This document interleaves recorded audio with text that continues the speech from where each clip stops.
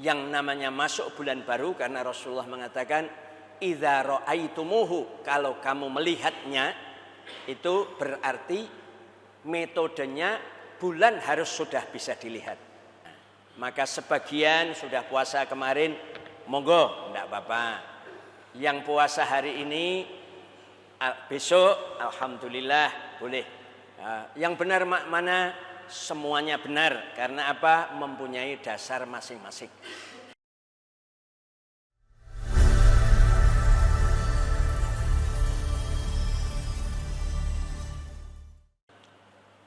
Bismillahirrahmanirrahim. Assalamualaikum warahmatullahi wabarakatuh. Alhamdulillah wassyukrulillah. Wala haula wala quwwata illa billah. Allahumma salli wa sallim wa barik ala sayyidina Muhammadin ibni Abdillah wa ala alihi wa sahbihi wa man walah, amma ba'd. Fa'a'udzu billahi minasy syaithanir rajim. Syahrul Ramadan alladzi unzila fihi al-Qur'an hudan lin-nas wa bayyinatin minal huda wal furqan. Faman syahida minkum asy-syahra falyasum ila akhiril ayah. Shadaqallahul azim.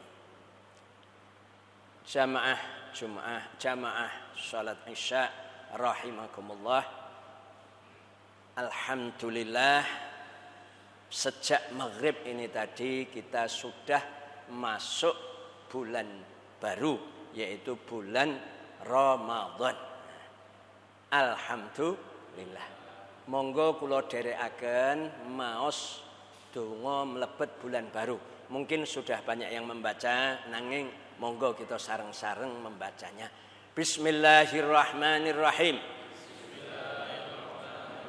Allahumma ahillahu alaina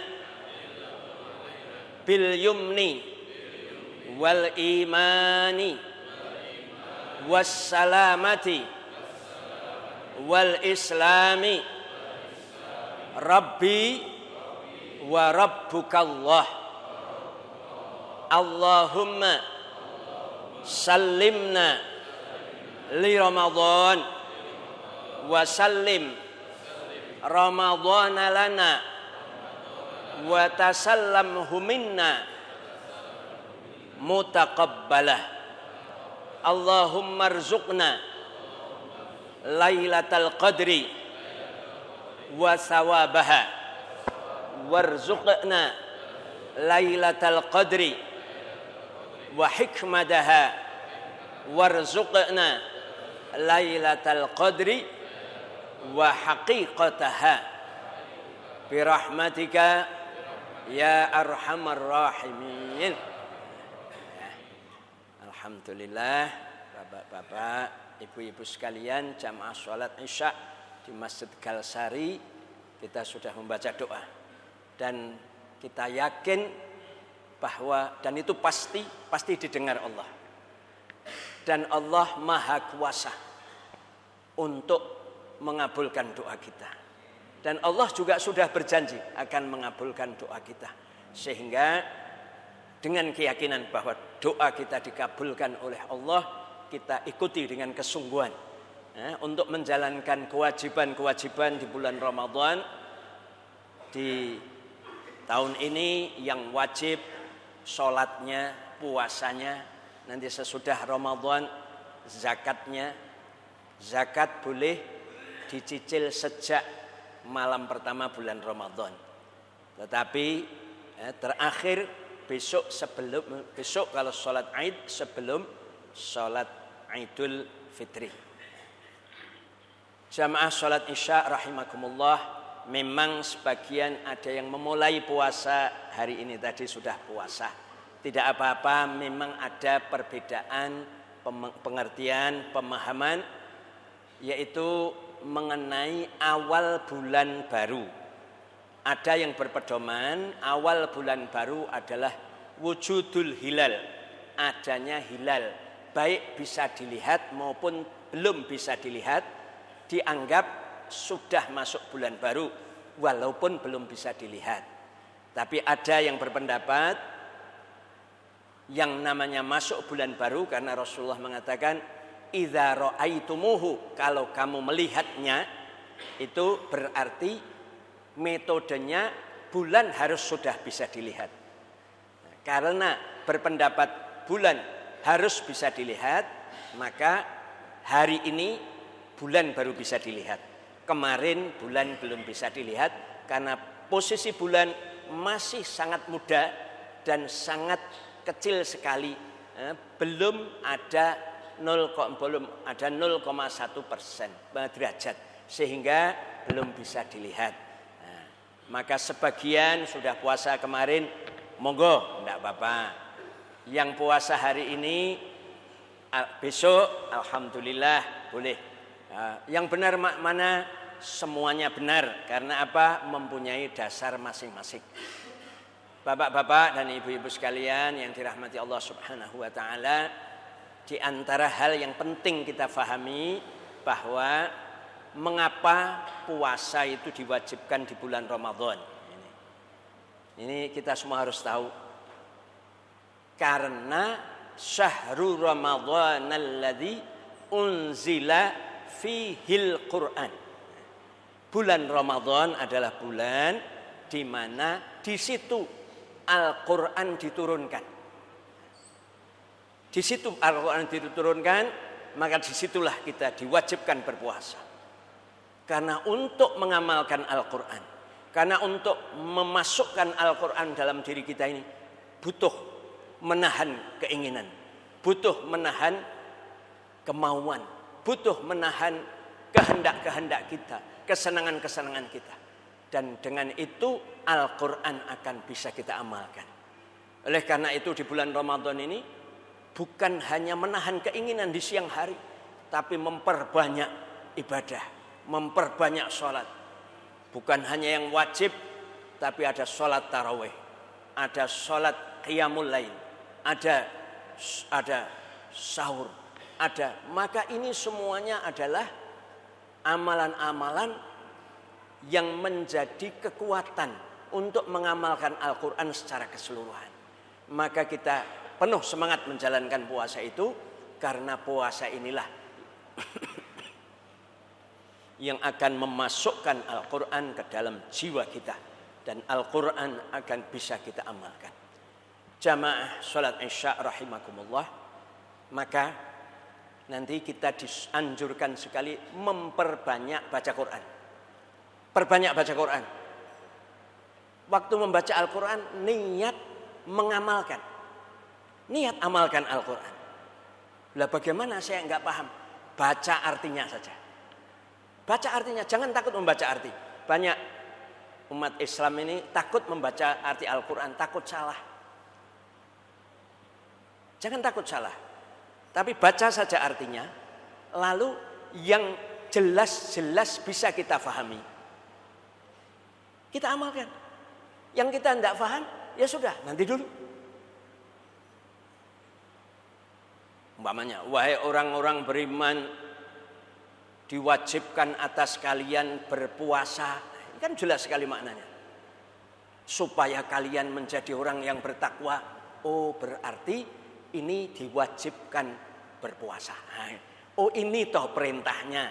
Tempatnya di Al-Quran di sini, dalam hati kita. Ya Allah, kami siap untuk mengamalkan perintahmu ini. Maka di situ kita membaca Al-Quran, pahala kita besar sekali. Kita langsung mendapatkan perintah dari Allah. Ya ayyuhalladzina amanu, wahai orang beriman, ada hubungan langsung dengan Allah. Karena Al-Quran adalah kalam Allah.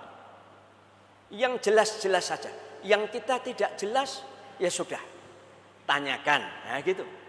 Maka kita ini kalau ketemu dengan orang yang kira-kira lebih tahu ilmu agama, bertanya.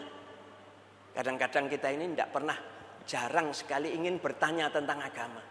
Bertanya tentang agama itu bertanya, yang paling penting bagaimana mengamalkan perintah ini. Umpama, dzalikal kitabul la raiba fih. Kitab Al-Quran ini tidak ada ragu-ragu. Pengamalannya gimana? Ya kita bismillah, kita komunikasi dengan Allah. Ya Allah, kami tidak ragu-ragu, kami yakin. Nah, tapi caranya gimana ya? Nanti kan butuh pertanyaan. Coba tanya kepada orang yang lebih tahu. Cara tidak ragu-ragu terhadap Al-Quran itu bagaimana? Nah, nanti akan mendapat jawaban. Sehingga kita ini setiap saat ada pertanyaan tentang agama. Kepada siapa yang lebih tahu? Siapa saja, tidak apa-apa. Dan jangan hanya bertanya kepada satu orang. Bisa ditanyakan pada 2 orang, 3 orang, 4 orang. Supaya apa? Supaya pengetahuan kita itu luas. Cara tidak ragu-ragu. Sekarang pertanyaannya, ragu-ragu tentang apa? Kan begitu. Ragu-ragunya tentang apa? Tentang isi Al-Quran atau tentang Al-Quran itu dari Allah? Ternyata yang paling penting di situ ragu-ragu bahwa Al-Quran dari Allah. Banyak manusia yang menentang bahwa Al-Quran dari Allah. Oh, ternyata jawabannya ada. Wa in kuntum fi raibim mimma nazzalna ala abdina fa'tu bi suratim mim mithlih. Kalau kalian ragu-ragu, wah ini untuk menghilangkan keraguan. Jadi Allah itu memerintahkan sesuatu, memberi solusi. Kalau ada pertanyaan di dalam diri kita, lalu kita mendapatkan ayat tadi, jika kalian ragu-ragu, maka kita dalam hati ada, oh ini jawabannya. Karena dalam hati kita itu jarang bertanya, sehingga waktu membaca Quran itu nggak ngerti, apa toh maksudnya ini, ya gitu. Nah, silahkan niat mengamalkan, nanti Allah akan memberi kefahaman. Yang jelas-jelas saja. Oh, umpamanya tentang wa qadha rabbuka alla ta'budu illa iyyah. Tuhanmu menetapkan bahwa supaya kalian tidak menyembah kecuali kepada Allah. Dalam hati, ya Allah, kami siap tidak ada Tuhan selain Engkau dan kami menyembah hanya kepadamu. Dan beri kekuatan kami untuk tidak pernah menyembah selain Engkau. Nanti ada timbul pertanyaan, siapa yang disembah oleh manusia selain Allah ya? Nanti di dalam surat Yasin ada, alam a'had ilaikum ya bani adama alla ta'budus syaiton. Oh, ternyata kita ini tidak boleh nyembah setan. Tapi timbul pertanyaan lagi, maksudnya menyembah setan itu apa ya?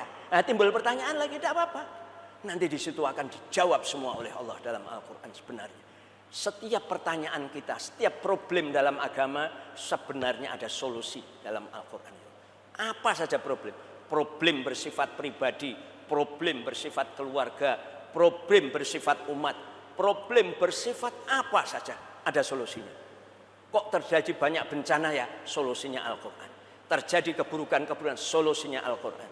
Karena memang Allah menurunkan Al-Quran untuk kebahagiaan manusia. Ma anzalnal Qur'ana litashqa. Kami tidak menurunkan Al-Quran supaya kalian sengsara, itu tidak. Nah ini.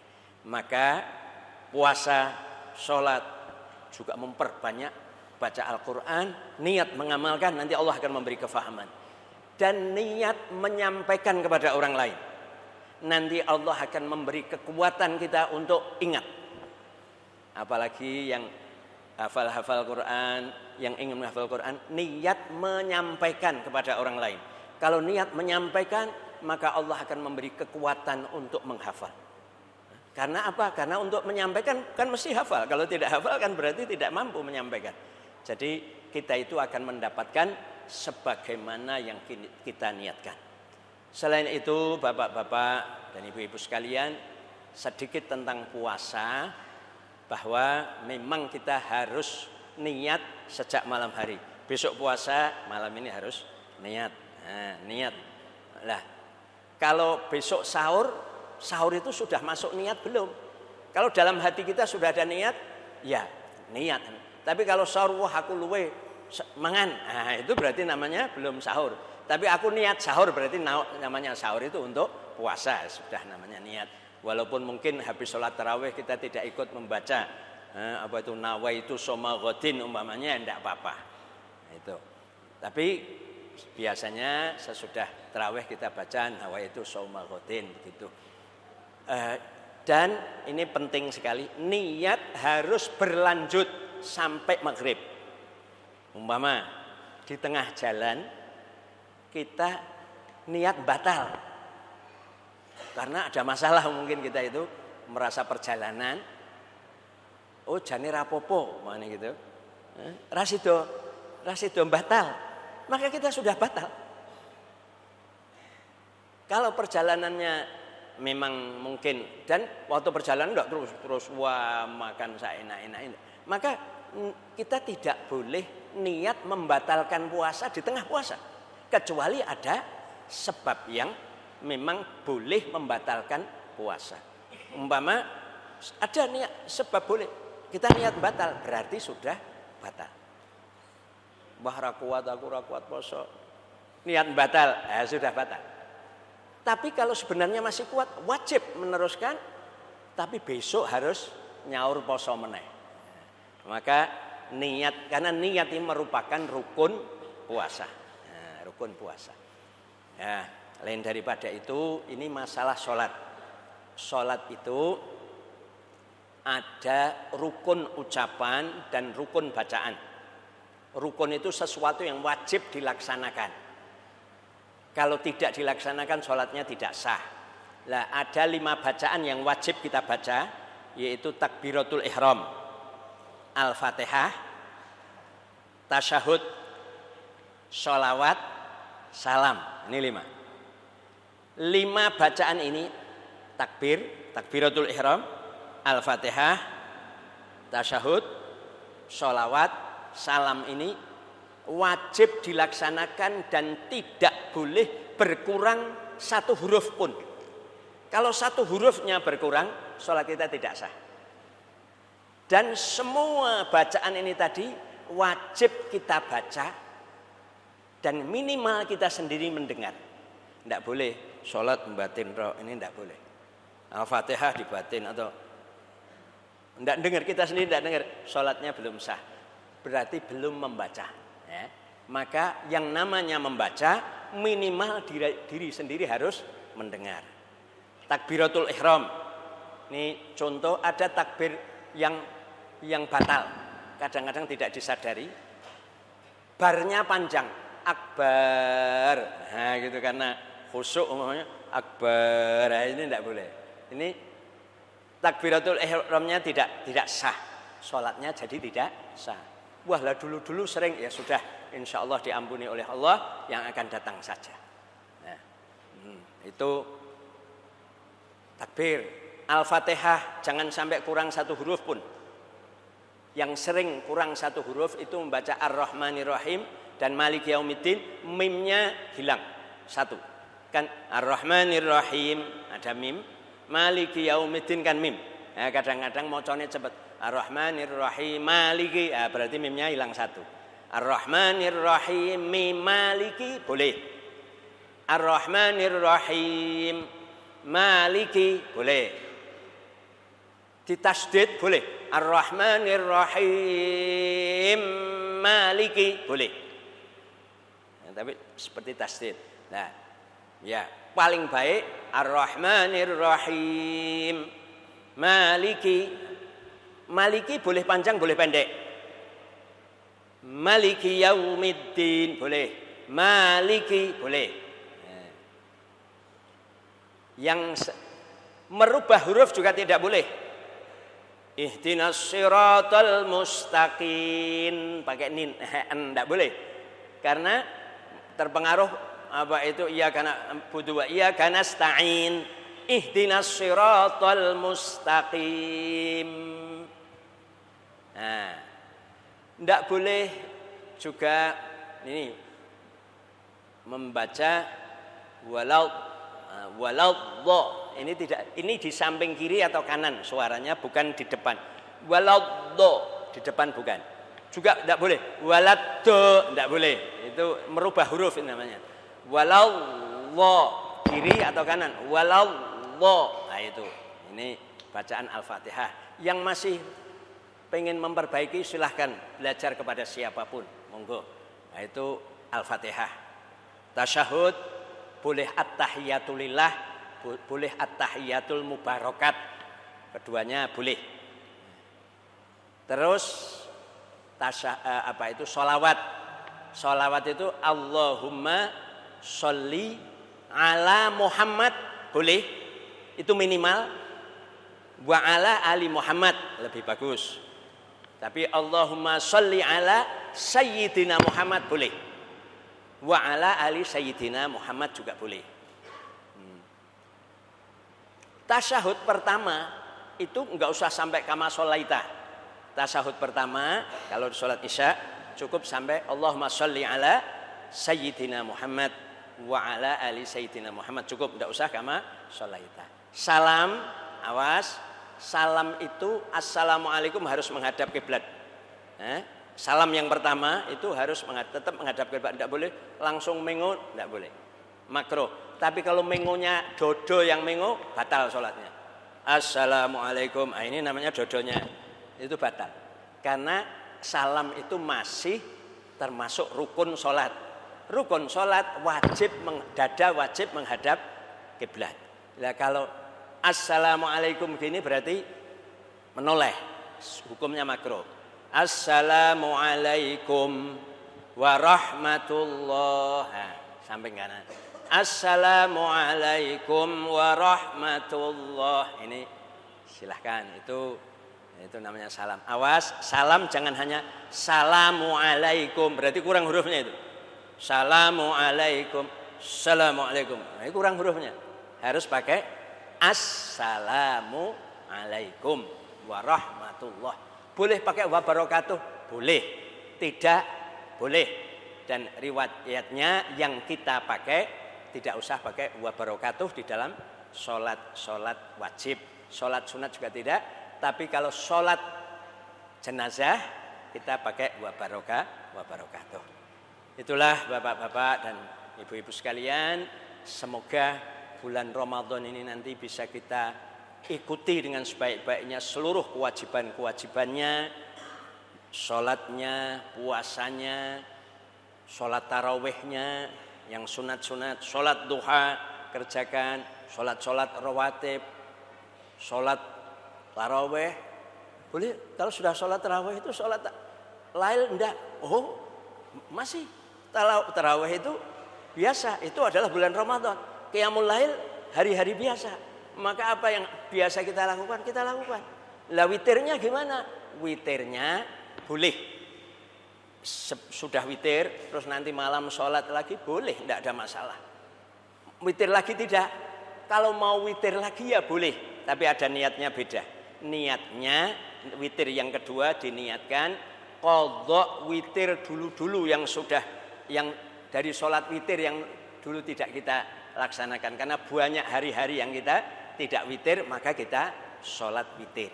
Karena sholat witir adalah sunat muakkad menurut mazhab Syafi'i, menurut mazhab Hanafi justru hukumnya wajib. Maka kita tidak apa-apa, witir sudah, sholat raweh witir, nanti malam witir lagi boleh, tapi niatnya untuk mengqadha witir pada malam-malam dulu yang kita tidak laksanakan.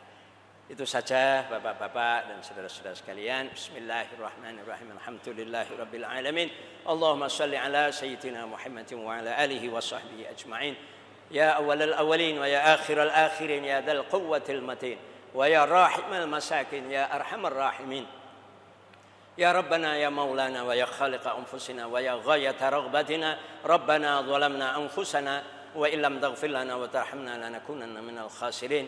Allahumma sallimna li Ramadan wa sallim Ramadana lana wa tasallamhu minna mutaqabbala. Allahumma arzuqna lailatal qadri wa thawabaha warzuqna lailatal qadri wa hikmataha warzuqna lailatal qadri wa haqiqataha birahmatika ya arhamar rahimin.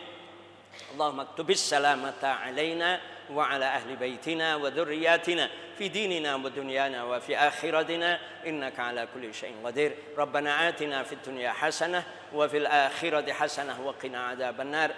Wa sallallahu ala sayyidina Muhammadin nabiyil ummi wa ala alihi wa sahbihi wa baraka wa sallam. Subhana rabbika rabbil izzati amma yasifun wa salamun alal mursalin walhamdulillahi rabbil alamin. Salat sunat rumiyin 2 rakaat ba'diyah isya, baru kita lanjutkan salat tarawih insyaallah. Wassalamualaikum Assalamualaikum warahmatullahi wabarakatuh.